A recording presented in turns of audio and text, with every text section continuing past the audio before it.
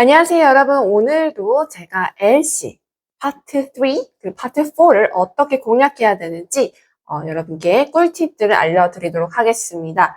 제가 전반적인 LC를 어떻게 공부해야 되는지는 위에 있는 영상을 참고 부탁드리겠고요.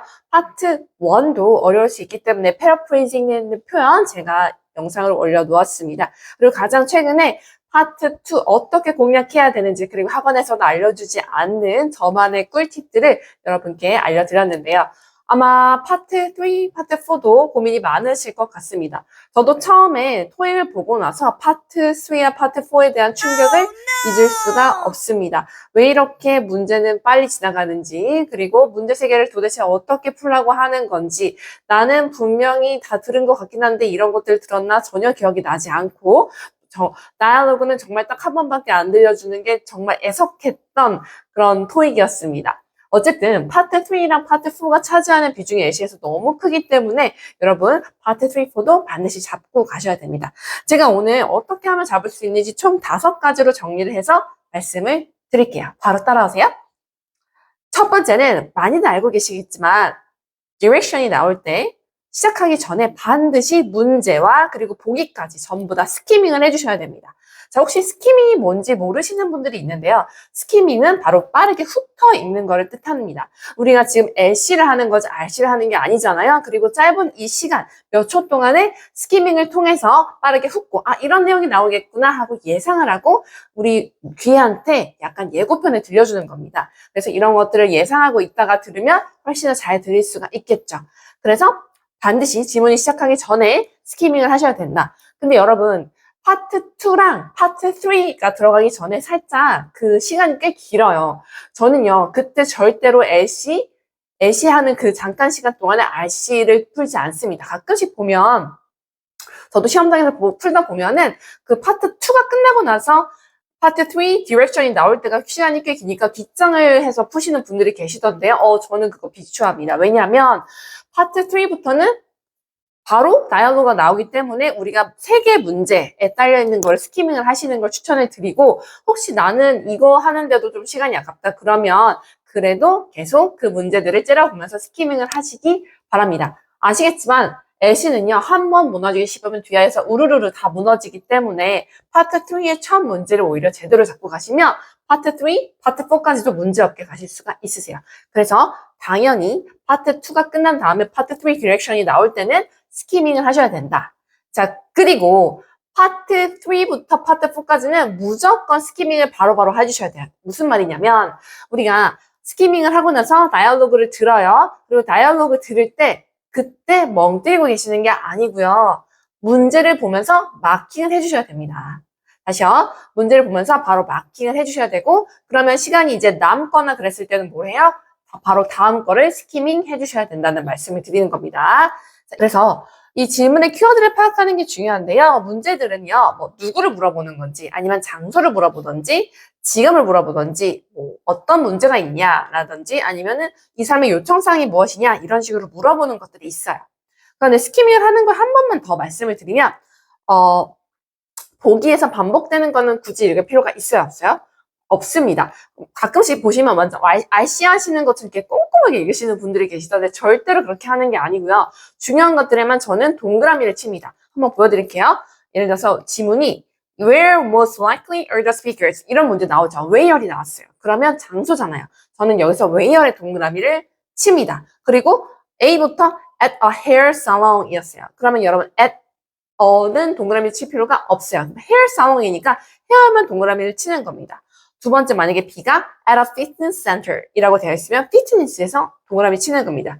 만약에 C가 at a medical clinic이에요. medical clinic이 뭐예요? 병원이에요. 그러면 medical에 동그라미 치는 겁니다. D는요, at an automobile repair shop. 여러분, automobile이 뭐예요? 자동차입니다. 그래서 자동차에 동그라미 치는 겁니다. 이런 식으로 스키밍을 해주시라는 말씀이에요.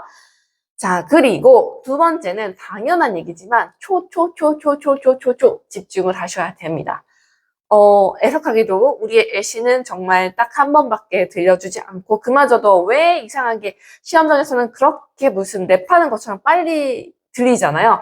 그래서 정말 집중을 하셔야 되고 한 가지 더 꿀팁을 드리자면 이 초반에 더 집중을 해주셔야 돼요. 왜냐면 초반에 직업이라던가 그 사람의 문제라던가 그 사람의 이거와 관련된 주제라던가 이런 게 슉 지나가는 경우가 있어요. 그래서 문제를 풀다가 뭐였지? 이미 지나가 버린 애가 되기 때문에 정말 긴장을 하시면서 다이얼로그 첫 번째부터 귀를 긴장을 하고 계셔야 됩니다.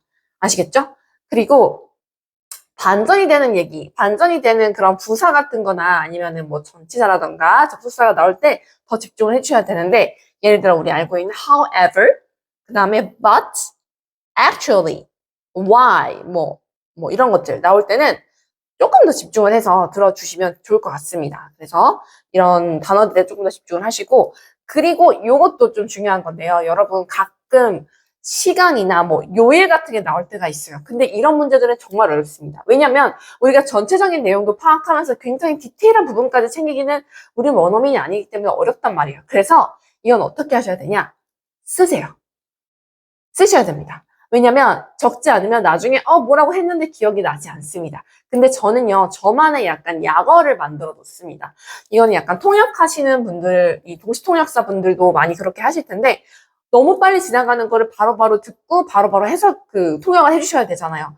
당연히 빨리 휘발이 돼버리죠. 그래서 본인들만의 어떤 그런 쓰는 약어는 이제 축약해서 쓰는 걸 뜻합니다. 그러니까 우리들도 이 LC가 너무 빨리 지나가니까 이것들을 약어들을 좀 만들어 놓으시면 좋을 것 같아요. 예를 들어서 요일 같은 게 먼데이 여러분 아시겠죠? 먼데이는 먼까지만 씁니다. 투스데이는 to까지만 쓰고요. 그러면 Saturday, Sunday 같은 경우도 다 쓰지 않아요. Saturday SAT, 그리고 Sunday SUN 이런 식으로 써놓고요. 그 다음에 숫자랑 관련된 게 중요하다 보니까 시간 같은 것도 미리 써놓습니다. 예를 들어서 at 3 p.m.이 들렸어요. 그러면 저는 3시라고 이렇게 써놓습니다. 3pm이라고 써놔요. 그래야지 나중에라도 이걸 끼워 맞출 때 이런 디테일한 부분은 생각이 나지 않기 때문에 그런 것들로라도 정답을 찾아갈 수가 있어요. 그래서 다시 한번 말씀드립니다. 구체적인 시간이나 장소나 요일 같은 게 나올 때는 적어 놓으시는 걸 추천합니다. 세 번째는요, 여러분 패러프레이징 된 표현들을 많이 아셔야 돼요. 자, 무슨 말이냐면 역시나 이것도요, 같은 말로 표현하지 않는 경우들이 있습니다. 그래서 단어들을 많이 아셔야 되고요. RC 편에서 말씀을 드렸었는데 RC 점수를 높이기 위해서 두 가지 제가 정말 중요한 걸 말씀을 드렸는데 우리 토익 드림 구독자분들이라면 다들 아실 거예요. 첫 번째는 전접부이고요. 두 번째가 뭐였죠? 네, 바로 그 연어 콜로케이션입니다. 근데 제가 콜로케이션에 대해서 그렇게 피를 토하면서 3턴에 걸쳐서 여러분한테 말씀을 드리면서 이 RC를 잡으면 LC까지 좋아지실 거라고 말씀을 드렸잖아요. 바로 이것 때문이에요. 우리가 패러프레이징 된 표현들을 많이 알면 알수록, 즉 여러 가지 단어들과 여러 가지 연어 표현들을 알면 알수록 당연히 LC에 도움이 되고요. 예를 들어 볼게요.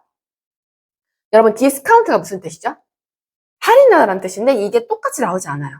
예를 들어서 reduce rate라고 나옵니다. rate가요, 비율이라는 뜻도 있지만 이런 가격이라는 뜻도 있거든요. 알고 계셔야겠죠? 이런 식으로 패러프레이징이 되고, 하나만 더 하면요, meet 같은 경우도 여러분 어떻게 나올 수가 있을까요?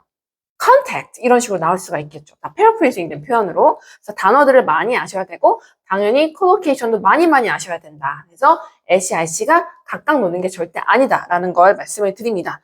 특히나 여러분 파트 3나 파트 4는요. 저는 LC지만 RC의 성향도 되게 강하다고 생각합니다.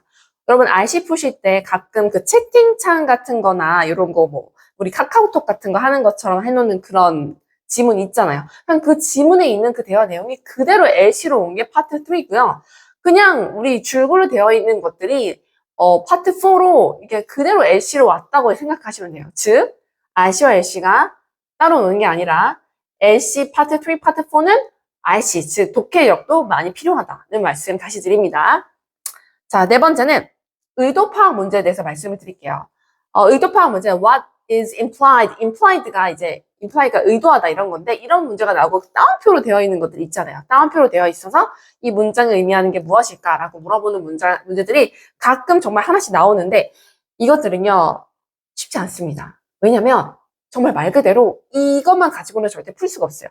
이 앞뒤 상황의 문맥, 즉 그 컨텍스트라고 그러죠? 문맥의 상황에 따라서 어떤 상황인지에 따라서 전혀 다른 게 되기 때문에 이거는 그 문장이 나오는 거 역시 초집중을 하시고 그 문장이 나오는 앞과 뒤에 더 집중을 하시기 바랍니다. 마치 우리가 파트 6에서 빈칸에 들어갈 알맞는 문장을 고르는 거랑 비슷하다고 생각하시면 돼요. 근데 우리 그거 고를 때 거기만 보는 게 아니고 그거의 앞과 그거의 뒤를 보면서 문맥을 파악하잖아요. 그렇기 때문에 이 의도를 파악하는 문제가 나올 때는 그거의 앞과 뒤를 조금 더 포커싱해서 잘 들어주셔야 된다는 말씀을 드립니다.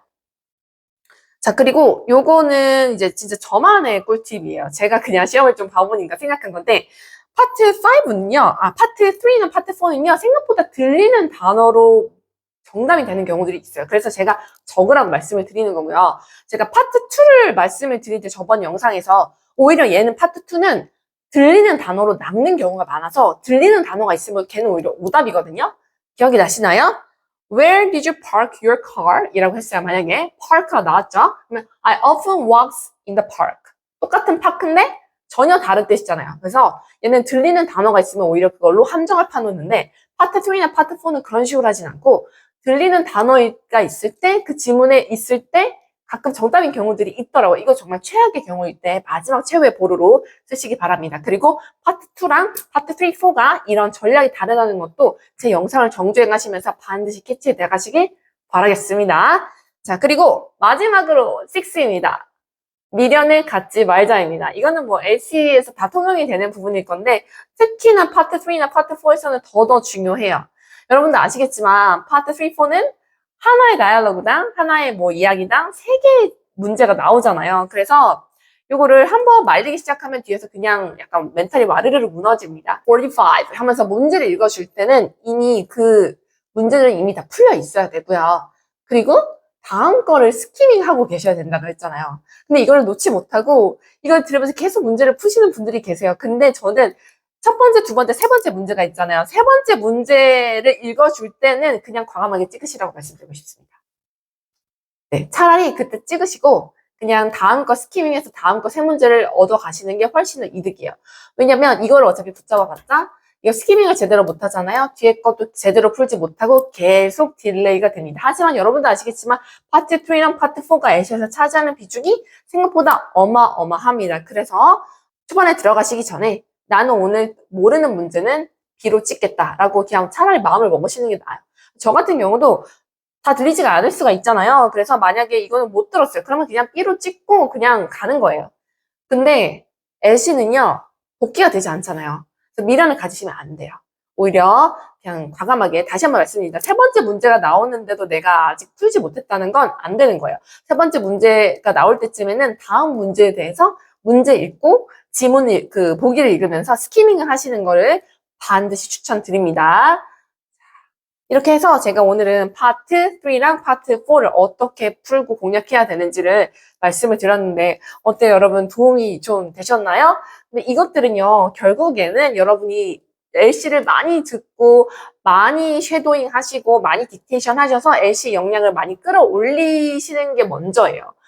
그러면서 이제 문제 풀 때 어떤 요령 같은 걸 알려드린 거지 기본적으로는 LC의 역량을 높이기 위해서 많이 들으시고 그리고 제가 알려드렸던 대로 쉐도잉 하시고 안 들리는 단어 들릴 때까지 듣고 다시 따라 읽으시는 거 하시기 바라고요.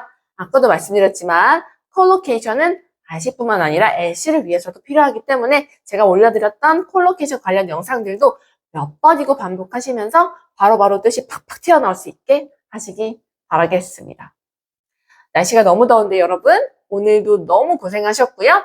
앞으로도 저도 더 좋은 영상으로 여러분 찾아뵙도록 하겠습니다. 여러분 감사합니다.